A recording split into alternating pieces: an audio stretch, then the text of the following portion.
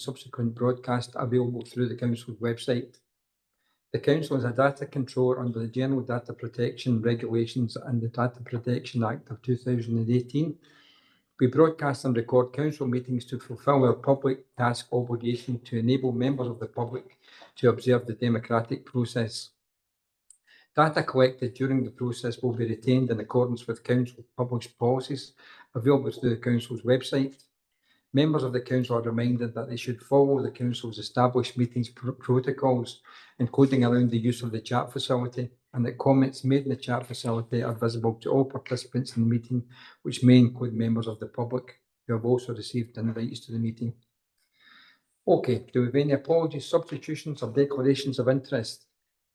Convener, we have apologies from Councillor Nelson. We also have apologies from Councillor Daisley to be substituted by Councillor Armstrong. So we'll move to a roll call.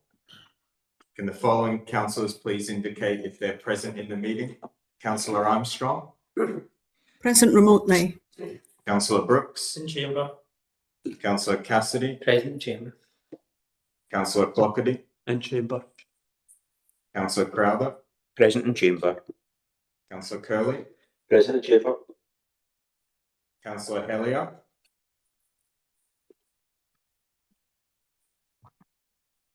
Is there? Yes, there. Must be muted. Councillor Hellier. Present remotely. Councillor McCormick. In the chamber. Provost McKenzie. In the chamber. Councillor Quinn. Present remotely. Are there any declarations of interest? Convener.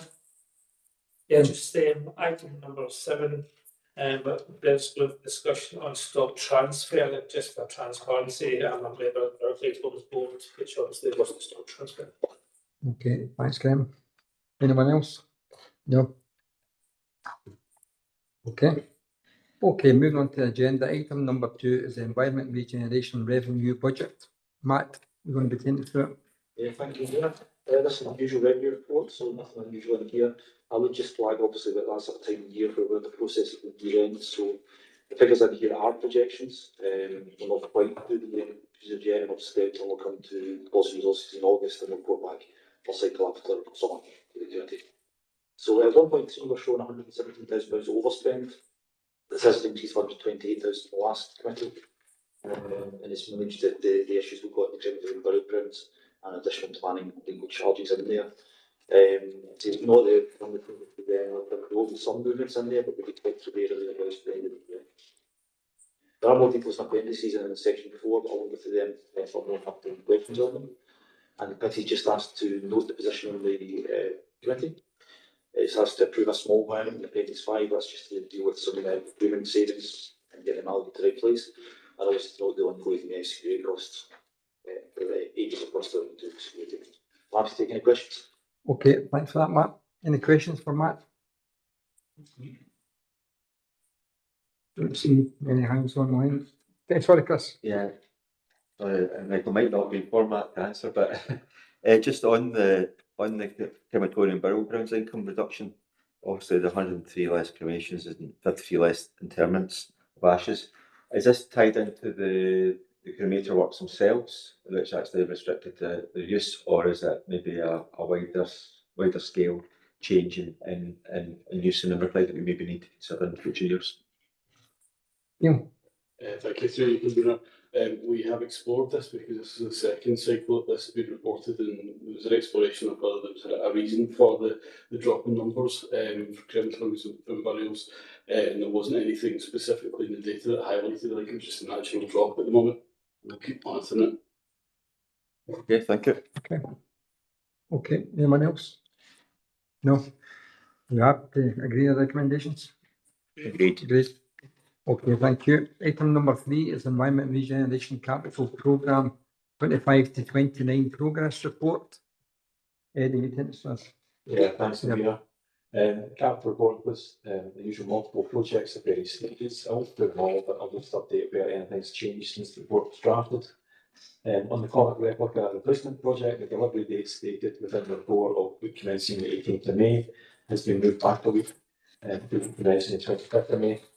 couple of reasons for that, including ensuring that the majority of the painting of the replica is carried out within the more controlled workshop environment and delivery, and to provide additional time to complete the works to the new foundation and probably area where it will be ultimately be located. Within the net zero capital contribution updates within the 3.19, the new integrated community health building constructed on the former Hexton Hill Art site achieved practical completion yesterday, and we're working with the service on transfer to the new facility, which we hope will be by the end of the month.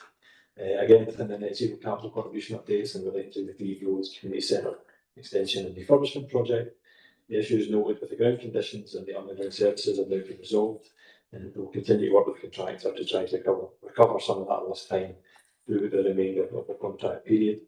Within the recommendations is an item from the Community Trend Centre Regeneration Forum requesting approval to allocate funding for an upgrade of the Victoria Tower webcam as outlined in section 3.5. In terms of the overall expenditure and projections against the 2025-26 approved budget, we're reporting stoppage of 413,000, or just under 2.5%, subject to the year-end accrual and permitting process.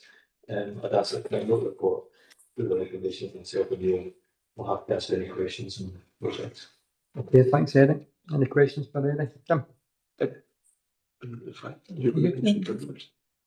You're going to mention Dunwood. Yeah. Yeah. No questions. Okay, Paul? Yeah, thanks, Convener. Yeah, just a couple of things. First of all, at 3.10, the Native Restoration Fund works. Just want to thank officers for the work at Winsby Woodlands. I've got a lot of positive comments from locals about the work being done there. It was a really good piece of work. At 3.18, the peatland restoration. You can see now that that's all been complete, significant piece of work. Eddie and the team done really well on that. It's good to see that we picked up a lot of good comments on that nationally as well as the awards as well. At 3.27 Dunwood Road, I just want to thank officers for arranging the site visit we had earlier on this week and for the elected member to see it. I think it was interesting to see just the scale of the problem that we're facing and the engineering challenges there.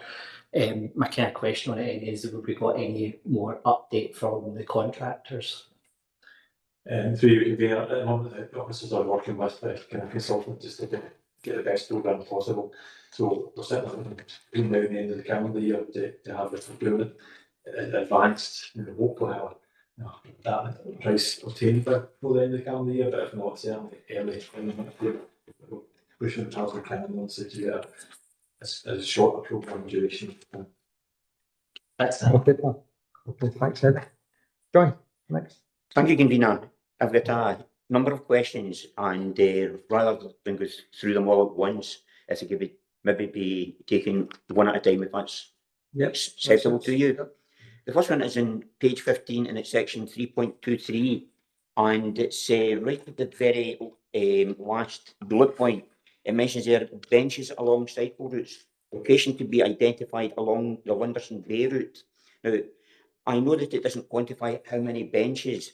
I'm also aware that Inverclyde Council used to have memorial benches, and that these were stopped due to, I understand it was every location was full and there was no more space.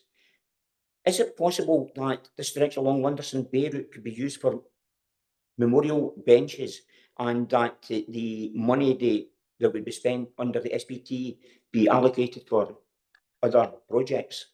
That's question number one.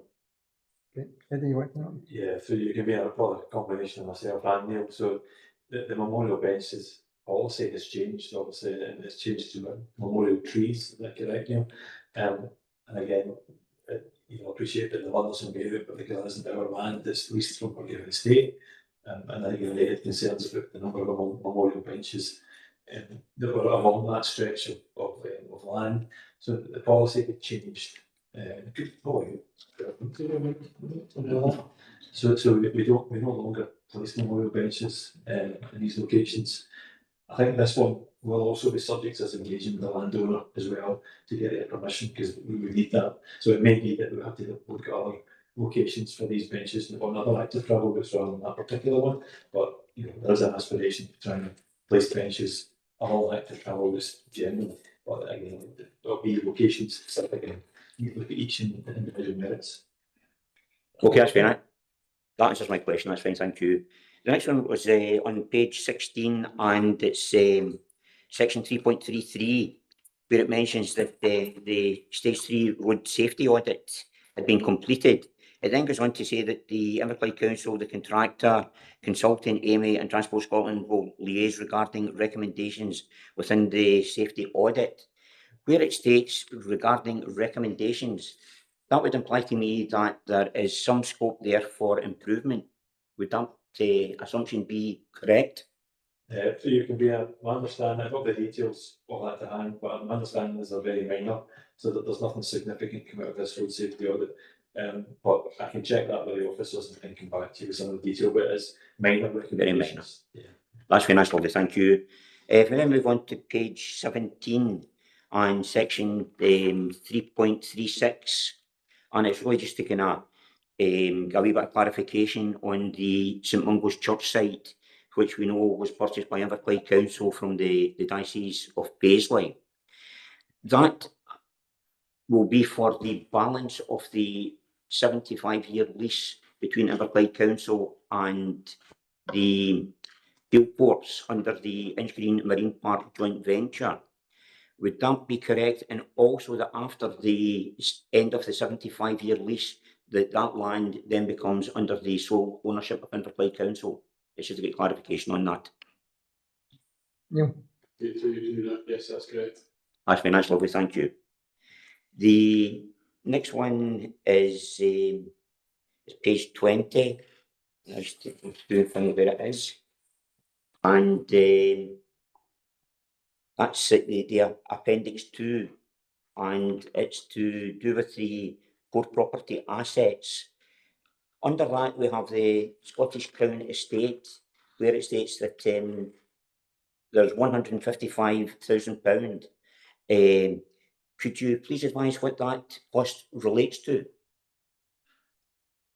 Okay, you will come in and answer where it comes from. Yeah, this I can help here. This is it's not so much the cost, but the you're paid money every year as part of the Crown Estate, so it's essentially the rental of the sea. So far off the land goes to the Crown. Last time we districted back from councils, and it's been lying in revenue, but we feel like a better place for it fits in with the capital. We're ready to like to make more use of it along that the coastal protection areas. So it's there to benefit our coastal communities. So it ties in better with some of these capital budgets we've moved in there for to use it. Would it be possible to have a quick kind of map actually showing just how much that we actually lease from the Crown Estate? Whether it just covers, say, the likes of the harbours, or does it cover off the likes of Custom House Quay? It's really just to determine which areas that we actually lease from the Crown Estate. I don't think it's I don't think it's land that we lease. It's that any of the estate deemed to be Crown Estate. So any leases of that, the money goes to the Crown, but that's then redistributed back to councils to use it rather than the Crown. I don't have any details of that to hand. I'll see what I can find on it and bring it back to you. Yeah, it's quite surprising. I thought that below the low water mark, the main spring tide, that all belonged to the Crown, and I'm surprised that we have anything on the likes of that land. So it's surprised that we're paying anything other than, say, the pontoon in the East India Harbour. It's not what we're paying, it's the income that the Crown gets from anybody for that sort of land, but then redistributed back. I don't know exactly how the income generated is through leases or not through us. It's to give back to us that we can then use that for the coastal communities. That's where we get it from. I can try and get some more information back on that if you want. I'll get back to John on that. If you could, that would be ideal. That would be perfect. And the last question I had, that was page 20, and you'll be glad to know that really is the last one that I have. Is that you, John? It is, yes. Okay. Chris? I suppose the query comes about, or just touching on what Councillor Crowther there, is because obviously it's done as almost like a cost as opposed to being a revenue item. But yeah, also it's been used to fund certain things within the capital project.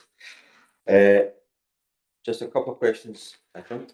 Just on the current capital position on page 12, we've got the spent date of 11.8 million, and we're anticipating that we'll actually be spending most of that from 25-26. But obviously, how long do you think it will be until we actually get a proper update on that? I'm doing sorry, apologies, not proper update, but a more accurate update, because obviously we're at the end of the financial year. No, we're going to have another update in August, but do we anticipate in August that we will actually have 16.419 million will have been spent? It just seems quite a lot of money that's actually hanging on almost at the end of the financial year. Yeah, so you can be it's always this at this stage in May. The May report is never a fully concluded report, and there's always a year-end accounting process to go through. So that is the best projection we've got at the moment, and it won't be till we finalise the accounts that we'll be able to actually put the final number on it.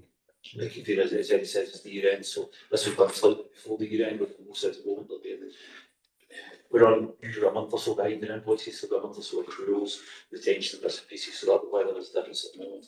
But again, there'll be an interim report to PNR in August on this, and we'll explain all the major movements, and we'll go back to yourselves after some of these.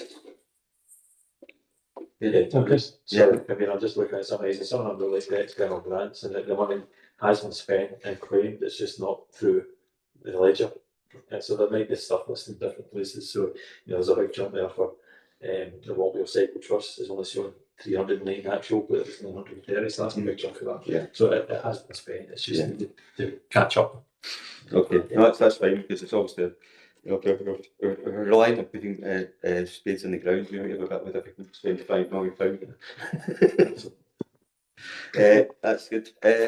Thank you. Just on the 3.18, the peatland offsetting, and just touching upon, it's good that this is the projects are at that stage. I remember asking a question about what we thought we would be able to get for the structural offsetting a few meetings ago. Obviously, what's now been done, we probably have a lot more detail about what the actual peak was like there. So, will that form part of the ongoing information for the net zero strategy? Of course, is later on in the project in the paper today. Just identify how much carbon we actually are able to offset with these two projects. Yeah, so you can be. I do actually have a summary from the peatland action officer of their best estimate of what that will be, and obviously it is based on different protocols and things that I don't understand. But I will arrange for that to be distributed. I'm not sure what the most appropriate place to put it is, but I can certainly send that around the committee. Yeah, it'd be good to know. Yeah, so we do have numbers. Thank you. I doubt we'll get to full net zero with it, but it'd be interesting to see how far we get. Just on the active travel sections 3.2 or 3.23, and of course it's covered later on in the papers that obviously we're looking at refreshing the active travel strategy, that the report may be coming in towards the end of this calendar year. Obviously there's been a lot of work done, and it's good to see that, but I think it'd be useful to actually get that strategy in front of committee before we undertake any more significant works for active travel, just to make sure that we can all have an opportunity to comment on that. Yeah, you can be and then we're looking at in the CDIP report. Obviously, we'll put a timeline by the end of the calendar year to get something in front of the committee.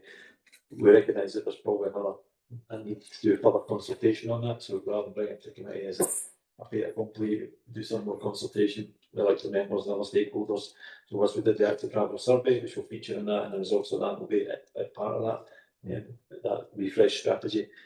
We'll probably do some more consultation ahead of bringing it to committee. What we will do is just we'll try to discuss that internally as to what the best route for that is. But yeah, we appreciate that we need to get that strategy agreed before doing anything more significant in terms of works. But anything that's on here just now is certainly not something that's new. It's on the existing strategy. So we're not introducing anything new at this stage. Okay, thank you. And just finally from myself, 3.37, enabling commercial space. Does this relate to the Kelburn industrial estate? So you can do yes, Kelburn and Crescent Street, and there's some other programming inside. Okay, well, thank you. Okay. Thanks, convener. I may have heard the answer to my question. It relates to page 15, paragraph 3.21, about the Lady Octavia to James Watt Way route. I mean, I have to say I'm not convinced about this route, but particularly since the note says it will require land purchase, I really just wanted reassurance that nothing will happen with that until we get the review of the active travel strategy. I think I may have heard that in answer to Councillor Curley's question, but just to confirm that, please. Yeah, so you can be, we have had some consultation on this and feedback from locals on that one. And as we say in there, it is more complicated, it involves land purchase, and nothing will happen this financial year. And certainly we'll have brought back the active travel strategy and had that considered prior to this one going anywhere. Yeah. That's great, thank you. Okay, Pam. Wynne. Yeah, thanks. Most of my stuff has been covered. I've just got a couple of quick points. So under page 16, probably the first one is Dunrod Road, just a little plea to see if we can get that moved forward. You will be aware potentially that there was the main road from Lars was closed last week on the Monday evening at peak time. And folk were going up the back roads and really couldn't get to Inverkip, Wimsby or Gourock from there. So if that road was open, it would have really helped. So we've just realised that main coast road, if that closes, then yeah, we're all up the back roads trying to make our way home. So that's just probably just a wee plea and to highlight how important it is to get that road up and running. Just another point on Curn Drive. So yeah, just to kind of thank everybody for the work on Curn Drive one way. It seems to be going really well. And it's great to see the survey and the data on that, and probably just to highlight the fact under that data it has been identified that no traffic calming measures are required now, because it's been proven that there wasn't an increase in speed as we predicted. So it's probably just worth noting that we really should work on data and gather data before we implement, because I think at the start of this we were looking to put road traffic calming measures in place before we actually got the data. So it's great to see that data, and that actually we don't need to spend any money on traffic calming measures, because everybody has been sensible going up there the one way. So that's just a couple of points. Thanks. Okay, thanks very much, Wynne. Anyone else? Yeah. Sorry, I couldn't see you. Thanks. Yeah. Thanks, Convener. Page 17, 336. The inch green. This paragraph, it says about the business space being approved and the purchase of the St William's Church site. I think this committee, this council is really pinning our hopes on the inch green route. Really turning into something special for us after all the body blows that have been dealt with the likes of Amazon and EE. And then this morning in the paper with Signet insurance cutting right back. I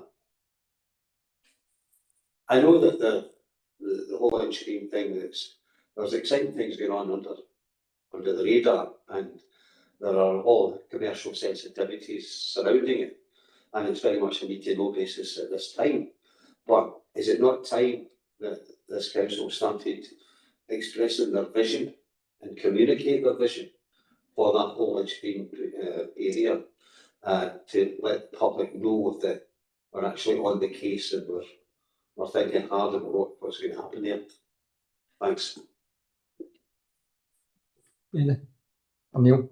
Yeah, no, just to note that, I mean, as you referenced, Propus, there's a lot of work going on in the background. The in-screen phase 2, subject to a business case, expands the assets and capacity on the site. We're working hard within the joint venture and with other mechanisms to make the most of that. We'll keep that under review and note that point around the promotion of the opportunity. Okay. Anyone else? Chris. Just, I hope you forgive, Convener, it's not within the actual agenda item today, but obviously the West McCall Street. And I wonder if officers could give a wee bit of an update, because I know there's been obviously representations made to elected members regarding the effectiveness of it. So it's been interesting to see if officers could provide some comment on where they are with the issues that have been raised with this property. Yeah, through your convener. Yeah, obviously we recognise the concerns of traders in West Hall Street, and we are currently working through potential options for some improvements, ranging from changing parking restrictions, looking at loading bays, looking at physical works as well potentially. But yeah, I appreciate that all those different potential interventions come with different resource, time, and cost implications. So we would need to probably bring that back to a future committee, and we appreciate that obviously that there's going to be a summer recess as well. So, but we are looking at all the various things that could potentially be done to improve it, but we have to also reiterate, as we have before, that the overall number of parking spaces in and around Westfield Hall Street hasn't changed. We increased the parking, on Donegal Street and other places, in conjunction with what's been implemented on Westfield Hall Street. But we are looking at other ways that we can potentially make some changes and some improvement. Okay, Graham. Yeah, thanks very much. Yeah, on the same narrative that Councillor Tully brings up. So on 12th of February, I asked Ms Brown to take a motion forward to that would have been the March committee of the ENR. Senior officers requested that I withdraw that motion, and officers would look at it. On the 14th of April, I inquired with senior officers if we had any updates on the review of the cycle lane and whether a timescale would be available, understanding a lot of work has been going on, putting up new speed signs and painting roads. On the 17th of April, I was informed that there was no timeline available. Today, I'm going to ask the same question. Do we have a timeline available of when we're going to be able to review the cycling on Westfield Hall Street? To your convener, I mean, it's a similar response to Councillor Cullen's inquiry, and we are looking at different options for Westfield Hall Street. The earliest opportunity to bring something back to committee is likely going to be the first committee after the summer recess. So officers will continue to work on the different options, including looking at the request that you made previously in terms of looking at the cost to remove the cycle lane and potentially hand back the grant, the Walkway Cycle Trust, so which would be significant. The grant that we ultimately got for that project was something like £4.4 million, so that's not an inconsiderable amount of money you need to think about, which potentially the council may have to hand back. But we will look at these options, and as I say, the first option, depending on next committee, will be after summer recess. Let's go, yeah. Thank you. Okay. Sorry, just Right, Chris. just to be supplementary, and thanks for the. I was just wondering. Obviously, it'd be good to get things back to committee, but obviously, I suppose there might be some. Our officers looking at some sort of temporary operational interventions to be done that wouldn't necessarily require us to come back to committee for the discussion. Is there anything? Because obviously we are in May, and come back to committee is August. It's 3 months away. So I'm just wondering if there's an opportunity for something to be done sooner rather than later. Through you can view again the options that we're looking at. We will consider whether or not it's coming in and be done through experimental traffic orders potentially, but again we would need to ensure that we did the adequate consultation in terms of these. We wouldn't want to be just putting things in place without actually going and asking people their opinion on some of this stuff as well. So that is mainly when we're in parking restrictions and changing timings, which would be the most feasible, I suppose, in a shorter time scale. Potentially, we would need to check whether or not that's possible through an experimental order, and whether that would be appropriate and what consultation would be appropriate for that as well. Thank you. Okay, can we agree on recommendations? Agreed. Great. Okay, item number 4 is the Environment and Regeneration Committee Delivery and Improvement Plan from 26 to 28 in performance summary. Neil and Eddie, who's like that? Neil. Yes, so this report is the annual presentation of the Delivery Improvement Plan. It's in the usual fashion, so I won't cover anything specific other than some highlights. 3.8 includes both repeated actions and slippage. Paragraph 3.16 includes new actions added. There's obviously quite a substantial number of rollover actions which are updated and refreshed on the basis of presentation today. In the slippage, just probably highlighting a couple of factors. The finalised economic growth plan that was approved in draft form in March of last year through this committee. It was intended to have that finalised probably within the calendar year last year, and that hasn't happened because the partner engagement and support for particularly the actions in the growth plan haven't been as strong as we would like, so we keep working on that. In terms of reporting local housing strategy, that's before you today, and we wanted to wait until the summit was 1 year plus to report on progress made in that, and I'll take any questions through that report. And just highlight as well the development plan slippage. Obviously, members are aware that's been through a revised timescale, but it continues to be difficult to work within a system nationally that's in a bit of a state of flux. I'll pass to Eddie for any other highlights. Okay. Yeah, thanks. I'm going to just pick up a couple of things. The 2026-28 plan includes a number of ongoing actions from the previous plan. The exit travel strategy refresh, parking prohibitions implementation, and net zero, including the addition of an item for the review and refresh the current 5-year net zero action plan to develop the next 5-year plan for 2027 to 32, and the ongoing work on asset management and the review of our various asset plans. The new actions are the development of a coastal change adaptation plan and the development of a new local transport strategy. I'm happy to take questions. Okay, thanks, Eric. Any questions for Eric? Graham? Yeah, thanks very much. Page 36 talks about the local transport strategy. There's a question, do you understand the SPT and Inverleigh Council have separate governance arrangements, and obviously quite rightly so. But we obviously have an elected member who sits on SPT, and the request from the councillor is that he's unaware, there's no conversation, and the request would be, could there be a conversation between the appropriate officer who's delivering and developing the local transport strategy and our councillor who sits on SPT, so that he's updated from both angles? For you, yeah, absolutely, and this is at a very early stage. I think we've got an implementation date there of March 2028. The vast majority of this work is going to have to be done through external consultants because we'll have the internal resource, and at the moment we're just pulling together that package of work. The scope of that, we'll certainly happily engage with the elected members. Okay. John? Thank you, Convener. Again, it's to do with the local transport strategy and basically how will it be delivered. And it is one there about the priorities and the associated actions to improve transport and travel in Inverclyde. If I also refer you to page 75, and it's 1.27, that's the reference number. And it goes on there about the entire connectivity of residential areas with local sustainable transport modes, including buses. Now, they two can really could be tied together, so they could. And looking at the southwest of Greenock, which includes Larkfield, Braeside, you could even add in the likes of the Fancy Farm area, Branching. There is no route other than 2 roads that lead into Gourock. There is no bus routes between the two.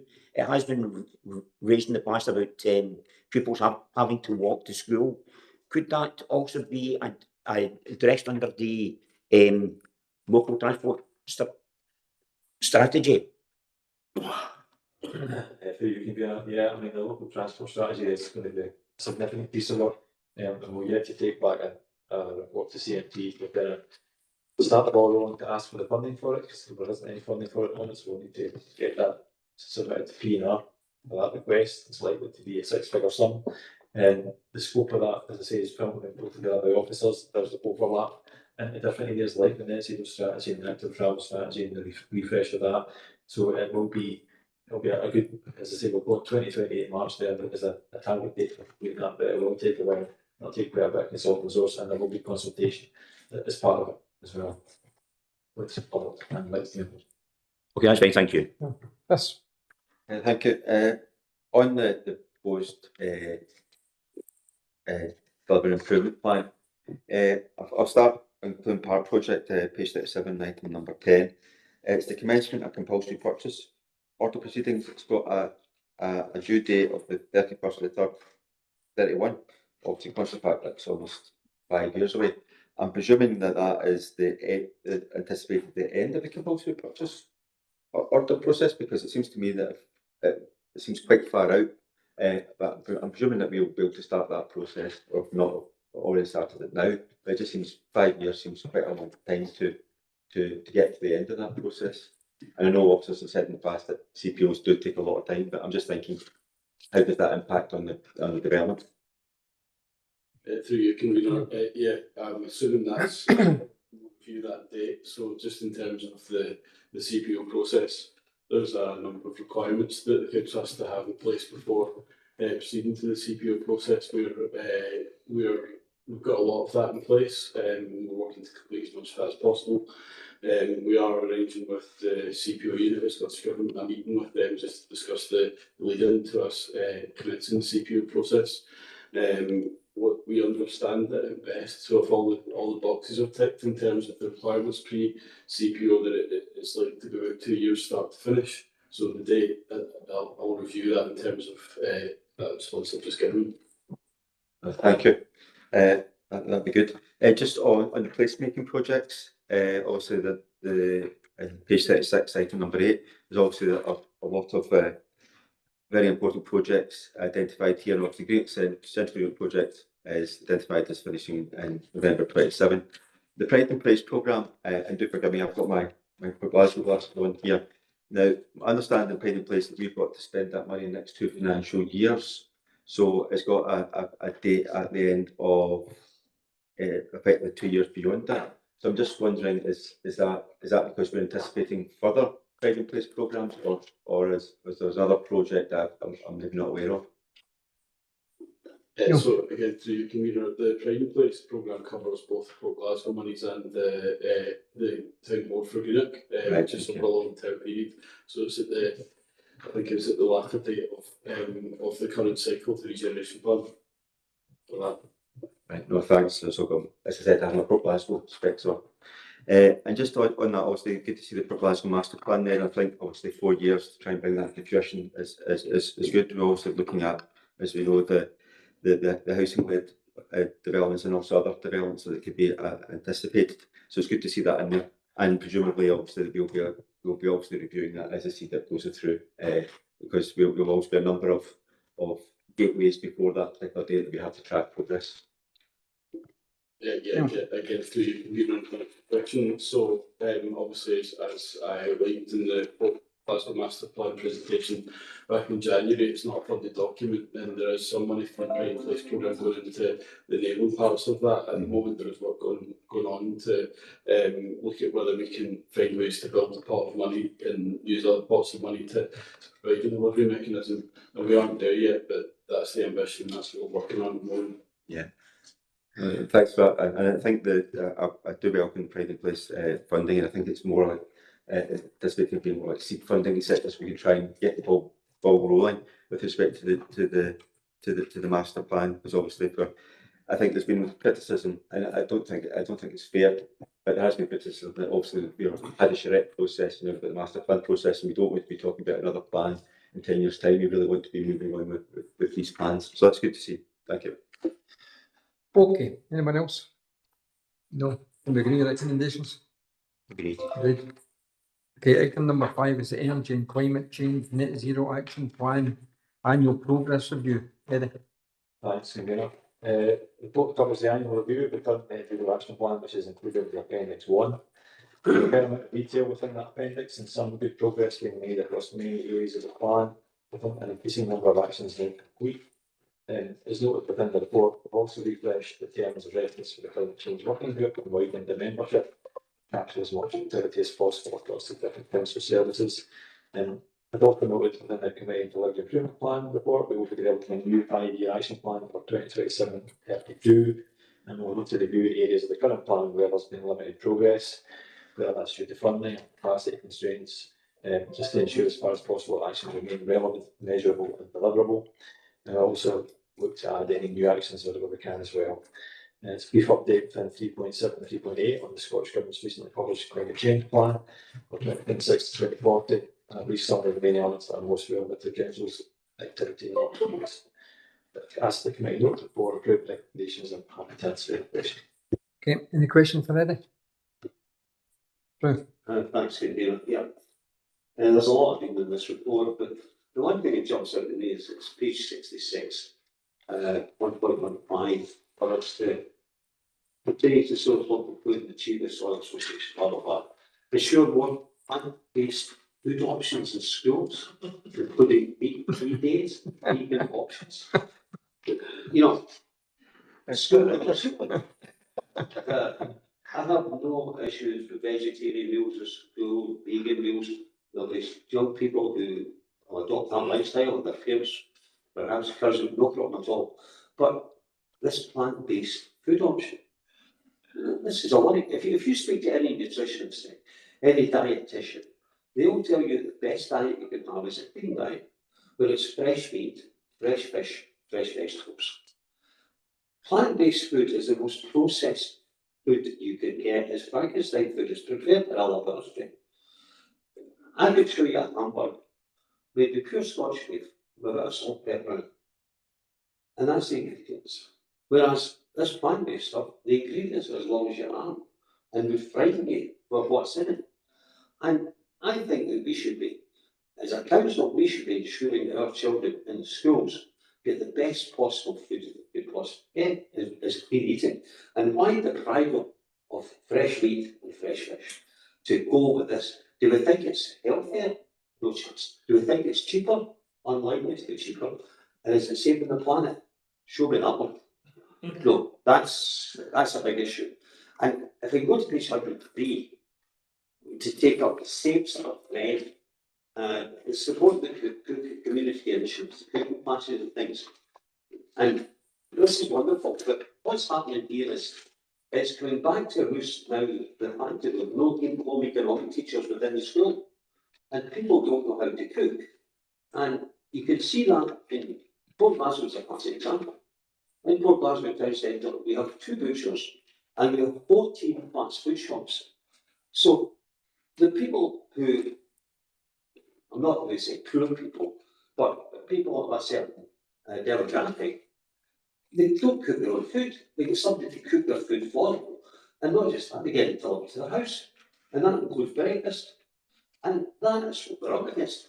You know, we're trying to discourage a bad diet. It affects everything that this council is trying to fight against. Child poverty, bad diet, obesity, and life expectancy. It's all wrapped up in folk knowing how to cook. And it's a skill that used to be passed down from grannies to the mothers, and it's not there now. And you can see it, the young people have no idea how to cook. They're leaving school without that ability. And it requires an investment from the council here. And while we say within the report here that community recognition should be supported, I think council initiatives should be much more to the fore. And I think it ties in with the first point I made that we should get rid of this kind of stuff. Thanks.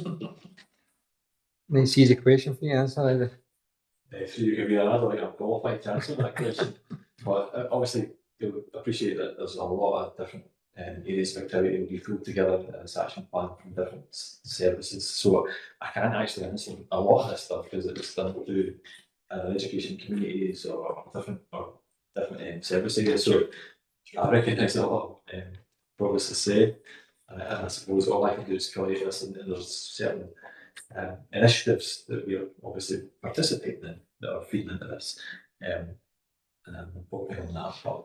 I think that'd be funny, right? They're feeding in. Yeah, well, I can also feed back this to the officers who are engaged in this activity and get their comments on. The Provost makes some good points, I have to say. Absolutely. Yeah. Okay, John. Thank you, Convener. If I can refer you to page 73 and it's reference 1.24.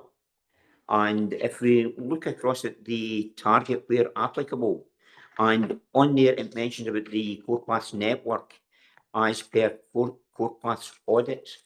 Now, I'm not aware of, as an elected member, having seen any core paths audit. If no paper has been prepared, could a paper for this be prepared for the elected members? And I also say that as a member of the Inverclyde Local Access Forum. Eddie. So you can be also not aware of one, but I can check the position and come back to you. Okay. Fiona and I will come back to you. Okay, that's very nice, lovely, thank There you. you go. Chris? Thank you. First comment will be a wee bit pedantic.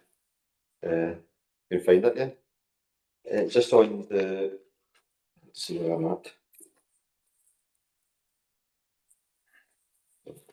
I'll go with second comment first and try and find your first one. Pardon. Just about the page 110 with respect to the undertake projects in naturalised amenity grassland, etc. It's for further expansion, continuing of the meadowland and naturalised planting has been identified in programme for 26-27. Will these be sort of identified for noting at future committee? It would be good to know exactly where the implications will be, because I think certainly in my work, see there's a few good locations that could have been could be utilised. Thank you to the Convener. Yes, so we'll look at that as part of the Nature Restoration Fund programme that we get, and the mechanisms that we can do to that action under that kind of resource. There is a kind of strategy behind that, so we feed that into that. Yeah, and I found that rather pedantic point, but page 71 about the progress and implementation of segregated travel corridor between Greenock and Glasgow. Also, it talks about a couple of projects, but I don't think either of those projects really addresses the issue about the segregated travel corridor between Greenock and Glasgow. The one at Kingston Top is actually parallel to an existing cycle path which has been constructed, and Elgin Street obviously is more the other way, going from Greenock to Gourock. But that's just me being pedantic. Even a cyclist. Noted. Okay, anyone else? No, can we agree with recommendations? Agree. Yeah. Okay, item number 6 is the local employability partnership update. Neil? Thank you, Convener. So the report for you today is a report for noting. It's essentially providing the local employability partnership programme for the current financial year, based on the known left behind grant that we received, and combines with other funding sources to deliver the wider employability offer. Within the report, there's appendix 1 and 2 gives an update on the programme of activities that's been undertaken the previous year, and a similar programme to be undertaken this year, which is actually already underway. Within that, those appendices, there's high-level metrics on what the contractual provisions or the independent officers are looking to work towards. But obviously, behind the scenes, there's a lot of additional work going on with a lot of clients that are supported by these programmes having multiple barriers. So there's a lot of additionality and outputs that come beyond the initial metrics. Obviously, members will know that this is a direct link to the item on the previous cycle of the committee that was further work with the contracts for the external provision, which are now in place. So those delivery arrangements are there to sort of facilitate delivery of the actions that are set out in Appendix 2. I'll not cover anything in detail, but I'm happy to take questions. Okay, thanks, Neil. Any questions for Neil? Chris? Thank you. So somebody's raised this with me recently about the access to, access to online forms, etc., things like that. And they were saying that they were using the analogy that you used to be able to go into places and get access to computers, etc., and somebody show them. I'm just wondering, is that something that we sort of fund through these kind of proposals to that sort of access arrangements? Because this person was reporting to me that they found it quite difficult to identify where they could go and get that kind of help for gaining access to a lot of the council facilities. Thank you. Yeah, so there's a lot of avenues to access from officers and contractors. Actually, some of the contractual arrangements they've got are specifically about having that ability to go in person and engage with support. So yes, it is in there. But if there's any specific examples, I'm happy to take that back to officers and have that investigated to provide the support needed. Thank you. I think it might be more of a signposting kind of issue. Okay, thanks, Neil. Okay, can we agree with recommendations? I think Pam's. Sorry, who am I missing? Pam, sorry. Thanks, Convener. Yeah, I'm looking at page 125, the table, and I think I think probably the answer to my question will be apples and oranges, or at least I hope it will be apples and oranges. But I think if you're new to these papers, you can't help but notice the disparity in the sums involved in relation to number of clients supported. I'm just looking at the bottom of the page. There's financial fitness, 60,000. Total number of clients supported, 230. Below that, internal provision, finance, 1.72 million. Number of clients supported, 175. Now, I imagine that what they're doing is very, very different. But I think, there's an obvious question. And I suppose I would like, if possible, and maybe not today, but some, explanation of that. And I suppose I'm really asking about, are we sure that we're getting best value out of this? That's really what I'm asking. But I understand I'm new to these papers. It's not my day-to-day stuff. Thank you. Neil, are you for money? Thank you, Convener. Thank you, Councillor Armstrong. So as you'll obviously see in what I've described here is a mixed provision of internal and external provision, and that's because that's that over a period of time has been tested as the most efficient way to deliver that wider employability offer. And I would stress that it is a total offer with all these things combined.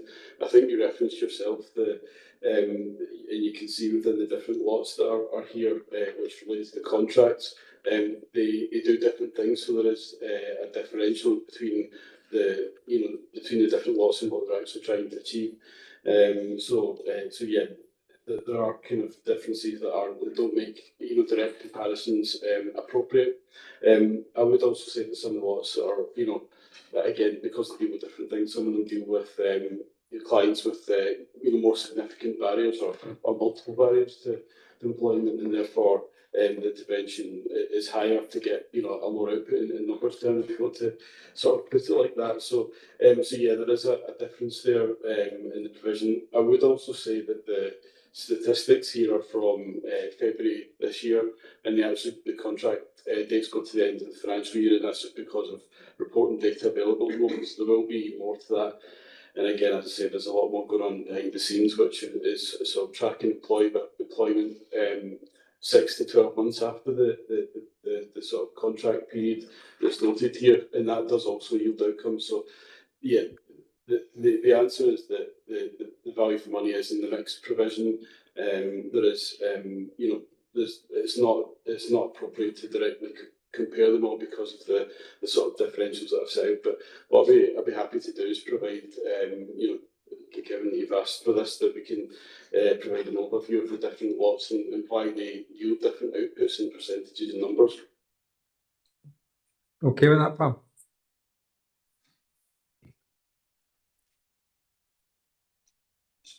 She's still there. Okay with that, Pam? Oh, sorry, I beg your pardon. Thank you. Yes. Yeah, okay. Okay, anyone else? No, we agree. Agreed. Michael, sorry, can I ask Sorry, a Ellen. question? My virtual hand isn't working. I think Okay.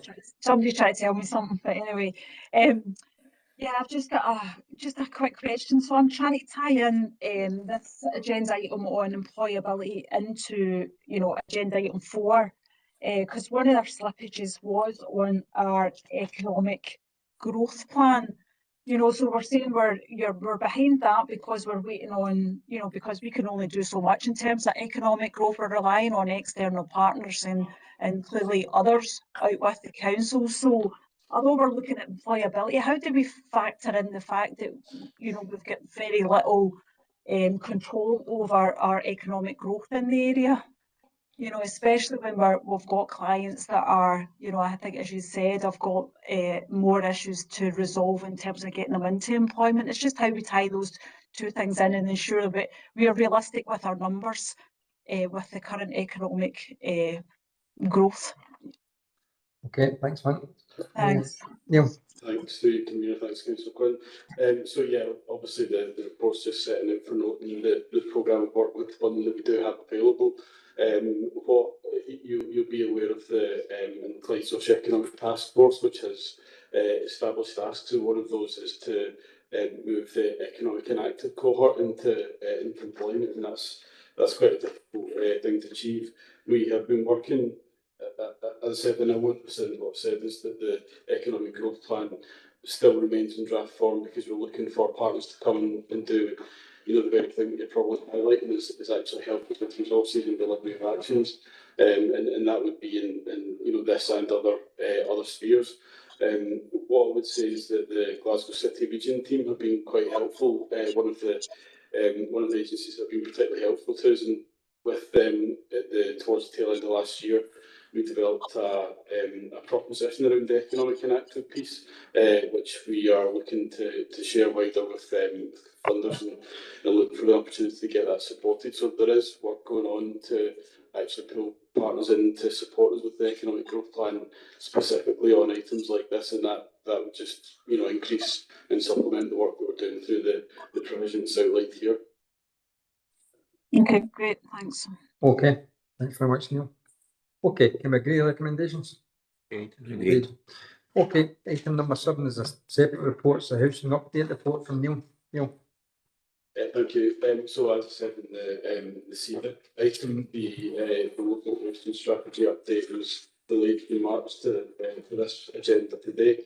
And the reason for that was we had the housing summit in April 2025 and wanted to wait to have a sort of year plus of the housing summit to be able to report on some of the positive interventions that are taking place. Obviously, the end goal of the housing summit is to deliver houses and deliver mixed tenure and have a vibrant market operating again, providing housing for employed residents. And we're not quite there yet, but certainly there's progress that's been made. I won't go into the detail of the appendix, which is just the table that updates the local housing strategy actions, but more just to highlight the interventions that have taken place since the housing summit took place last year, which are set out under paragraph 4.2. In particular, those include progress with stock transfer land in terms of one particular site, I can't name it for commercial reasons, but which is at heads of terms stage with the RSL that's in control of that site and a private developer. And should that come to fruition, then that would provide a model for further stock transfer sites to be developed. And that was one of the key items of the housing summit. Then on the backside of that, the capital receipts were discussed with government how we can utilise those and redirect those back into Clyde affordable housing interventions. Both part again significant progress through the capital report and earlier question. I've highlighted some of the progress there. And there's other progress in terms of the amendment to the strategic housing investment plan that was considered by committee earlier this year. Progress on private sector interest and the town centre living. I won't cover the report in any more detail on that, but I'll take any questions on that.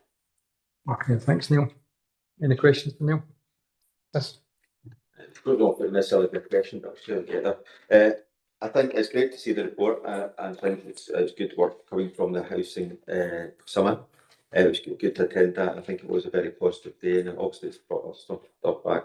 I'm very happy by the stock transfer land, and I know for a fact in my particular ward there's areas where I'm sure that if you stuck a cabin on the street and said houses for sale, people will be jumping at to get the houses, and that would then enable what you call funds to be available to actually again identify other needs within the area.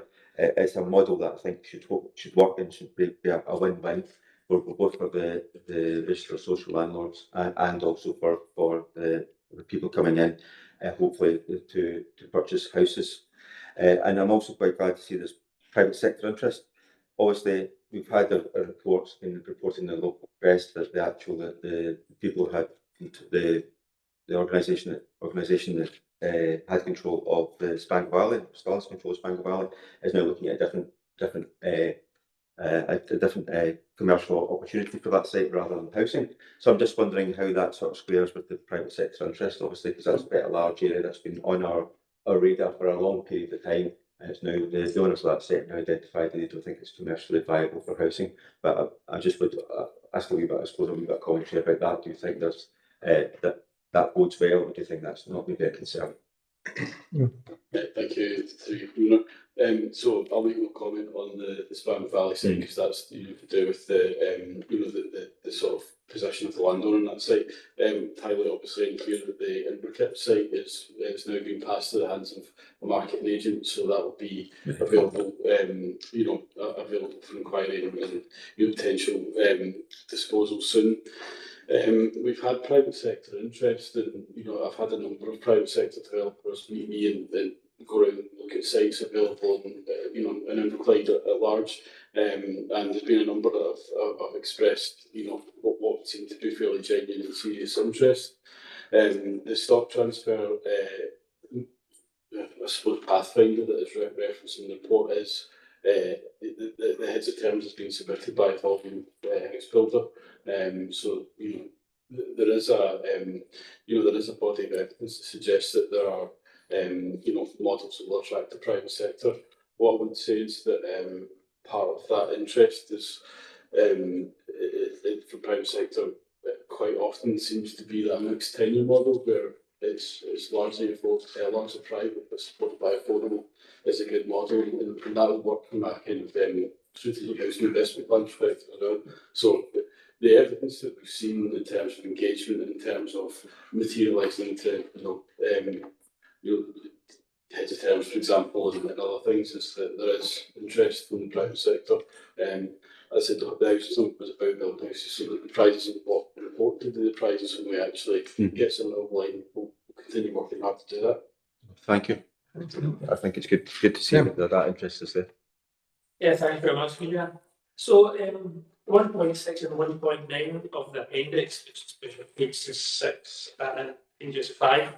It's more of a procedural issue, Fiona. So both of them talk, they're linked, but 1.9 talks explicitly about the clawback for stock transfers, and there's challenges there. Officers have already mentioned that there's potential commercial interest, but obviously because it's commercial interest in the public session, we can't hear it. So what I'm trying to think on, the clawback is the Scottish Government, Everybody Council and the appropriate RSL. That should be the public domain, surely. That was public money spent all those 17 years ago. So the conversation about that surely shouldn't be restricted. I understand if we're talking about a commercial company and potential, then that is a challenge. Again, looking to yourself and going to legal, that we have many opportunities with private papers in these, but every time we seem to talk about this land, stock transfer, giving it away, get clawback, we seem to, I don't want to say hide behind it because that's a negative, but we seem to hold back because it's not available in the public domain. Could these things not be done in private so we can understand what the problem is and how our officers are working hard to solve it? Thank you. So as is outlined in the stock transfer section of the report, and I've said already, there's a heads of terms for a private sector developer with the relevant RSL in support of that. Clearly, I can't divulge the details of that. The other side of that, and I did reference this in the introduction, is that if there's capital receipts generated off the land, how we utilise those. We have had discussions with Fiona, and this relates back again to the Housing Summit, about utilising those receipts to recycle and to apply for investment in other affordable housing solutions. The Scottish Government have indicated at this point in time that for most stock transfer authorities, the money just goes back central to government, but in Inverclyde, we've got the ability to retain that, and they're supportive of us doing that. We just need to find the mechanisms to do that and the appropriate investments to make that in. So there's a lot of work has gone on to get to this point. I think this is a huge shift since this time last year when this thing was held. And if we can continue that momentum, we can find a way to utilise unused land assets to lease land for mixed tenure housing and equally fund for other housing interventions in Inverclyde. So I can't really say anything else about the commerciality of some of these discussions at the moment, but I hope that provides some clarity. Yeah, I sense I know that the officers are working hard to make it forward, and if this works, this could be a great model. I suppose frustrations at the time, because we talked about empty land that RSL sit on, and some people go for inappropriate phrases, So we want to make sure that, what is said is appropriate, and we're aware that that could be issues if this happens. Okay, thanks, Nick. I think it'd be remiss of us not to thank Neil and his team for the work that's been into this. It's been a year since the Housing Summit, and it's just good to see some green shoots appearing, so more power to you. Well done. Okay, can we agree with recommendations? Agree. Okay, item number 8 is the extended producer responsibility, or EPR, for packaging payment. Neil, you again. Yeah, thank you, Convener. So this report is covering the extended producer responsibility payment that the council receives, as is set out in paragraph 1.3. The council received 2 annual tranches of that grant funding so far. The payment is made by UK government and it's collected effectively as tax and industry from packaging and delivered to local authorities to utilise. At present, there's no clear conditions on the use of the funding. However, we anticipate, and we certainly know that industry are keen to ensure that the monies are used to support waste, waste and recycling activities. And so that's kind of what we've set out in the report. As I say, we've had 2 tranches of funding so far, and there hasn't been expenditure against that funding, but we need to sort of set out a strategy as to how we do that. So the paper's presenting almost a 5-year overview of what we'd anticipate would be income and expenditure and specifics on potential projects. With only the first 2 years of grant confirmed, we'd identified that there's a risk that the funding could reduce or stop. We don't know that that's not the case at some point in time. And obviously, the funding is to be a deterrent to production of packaging. So on that basis, the modelling for finance has tapered the grant down. In the future years. So the key areas of spend are set out in Appendix 1 and 2. So Appendix 1 is setting out what is probably more known or certain areas of spend, and it leaves a residual amount of £4.2 million, and then what we're indicating is that the Appendix 2 is more of a kind of, it's less scope, so there's less cost information around that, but it's a list of interventions that we would otherwise use to expend that money. So there is no intention to not fully utilise the funding that's available. As I say, some of it is a projection around income received and subject to approval. Some of this we need further scoping and development before we could implement it, but that's the kind of purpose of the report. I'm happy to take any questions on the report. Okay, under the item. Thank you. Any questions for Neil? Chris? Thank you. Just on Appendix 1 and Appendix 2, obviously Appendix 1 has got a surplus over the years of 4.281, but I presume that would be monies that would actually be utilised for developing Appendix 2 projects. Yeah, that's exactly right. As I said, Appendix 2, we haven't put funding into development and scoping of the interventions in Appendix 2. So they're almost like a shopping list or a wish list of priorities that we would like to spend the money on, things that we think are compliant, and that would be how we would utilise the funding.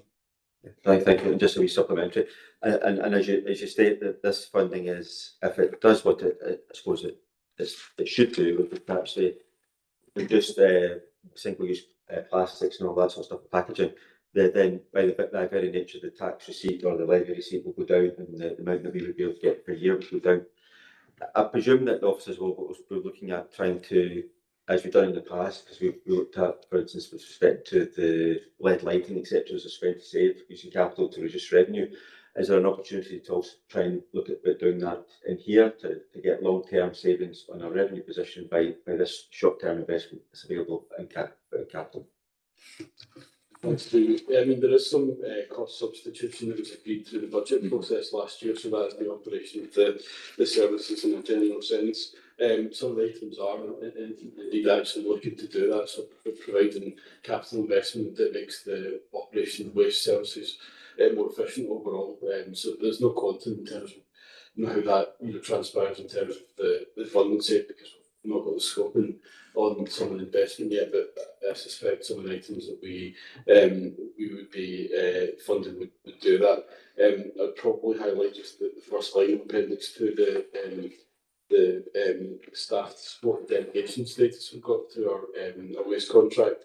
That's a huge spend to save in terms of the contract provisions that we've got there. Having delegation status is absolutely vital. So this is saving a significant sums of money. Yeah, thank you. Okay, thanks, Neil. Don't see any other questions. Agree? Yep. Agreed. Okay. Okay, item number 9 is the contracts awarded from October 25 to 31st of March 2026. Eddie? Yeah, thanks. So, yeah, report covers the 18 6-monthly contract award summary with details of the awards in the period October to March 26, and included the appendices 1 to ask the committee note report recommendations have against the education. Okay, we have to note the report. Agreed. Great. Thanks, Eddie. Convener, Go ahead. just before we move on there, I did have a look through the appendices there, and I was actually looking to see if there was any company that was doing gutter cleaning.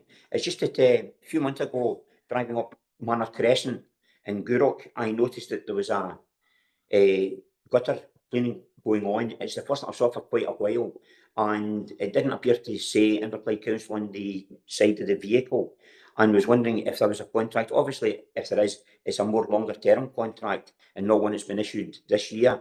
And again, because it's to do with roads, I would expect that this would be a issue that possibly roads could answer. It's just that the number of times that we get questions raised by constituents in respect of the drains being blocked, water running down, and then ponding in certain areas. I was just wondering if there is a contract with another company to look after the drains and gutters, and if there is any cyclical cleaning programme or maintenance.